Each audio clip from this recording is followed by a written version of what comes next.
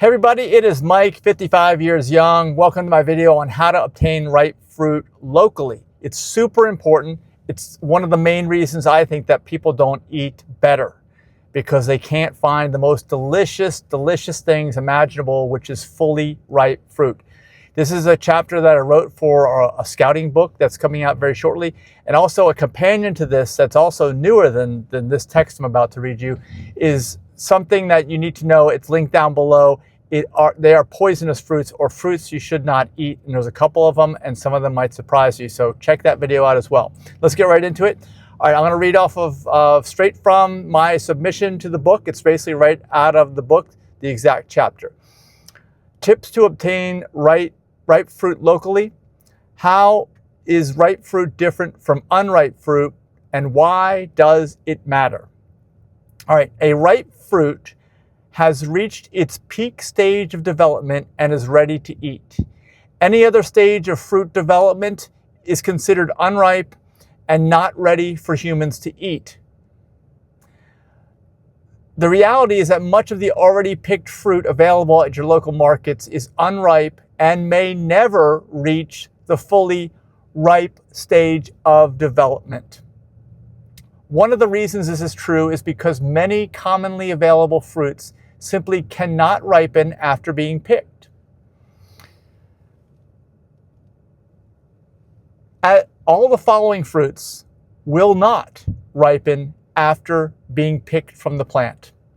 These include berries, strawberries, blueberries, raspberries, blackberries, and cranberries. They usually look pretty good in the store, but that's because they won't ever ripen. Cherries is another one. The third one is citrus, which includes oranges, lemons, limes, grapefruits, and tangerines. And then grapes, pineapples, which is key, remember that, pomegranates, and watermelons.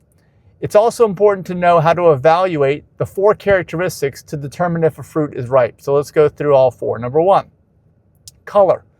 Many fruits change color as they ripen, like bananas turning yellow or tomatoes reddening.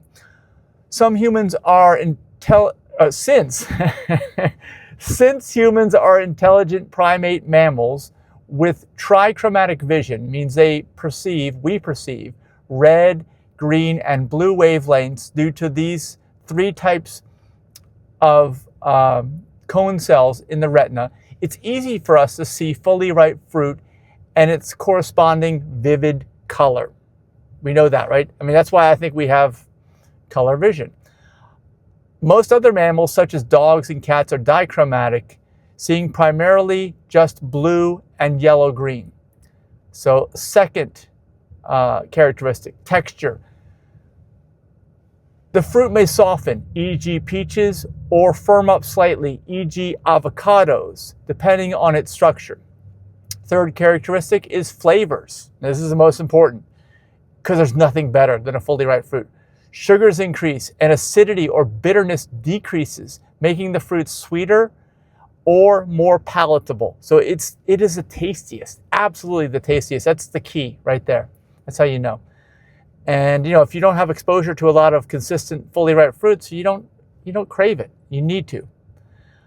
Number 4 is aroma. Fruits often release a stronger, pleasant fragrance, like the sweet smell of a ripe mango. All right.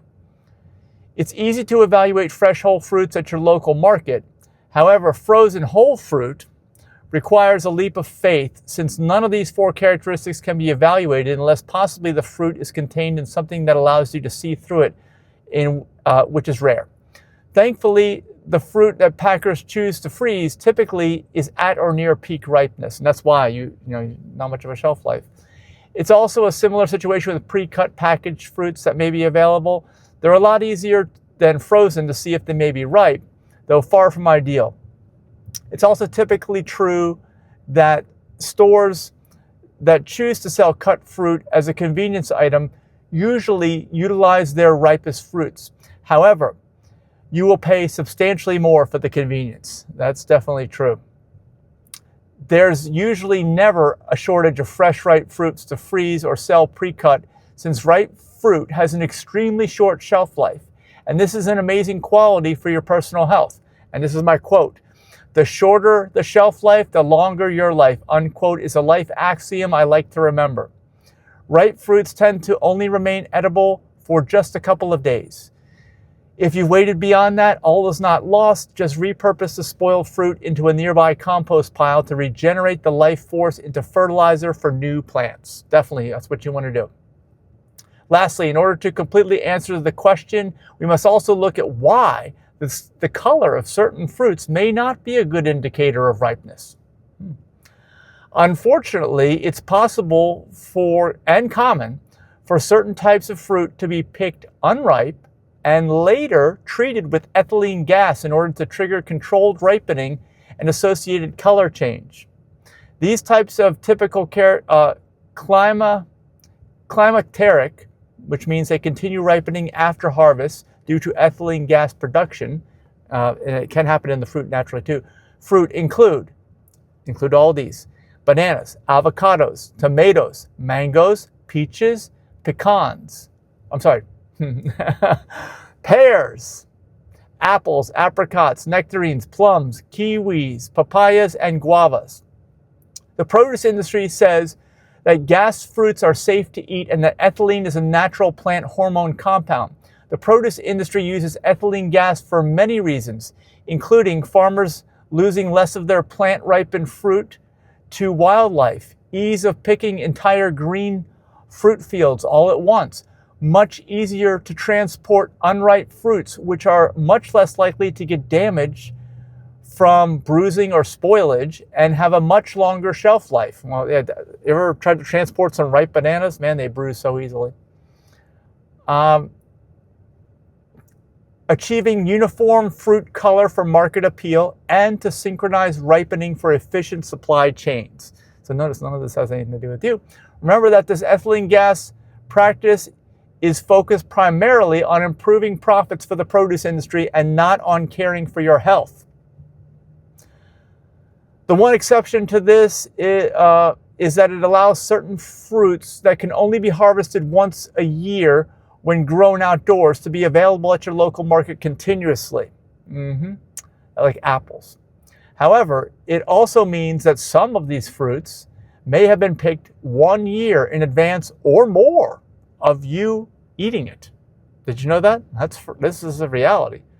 This is especially true with apples that are typically coated with wax and stored in cold, low oxygen, high CO2 environments for slow ripening to a near dormant state. Yeah, so some of these apples are, because the apples only harvest in the fall. You know that.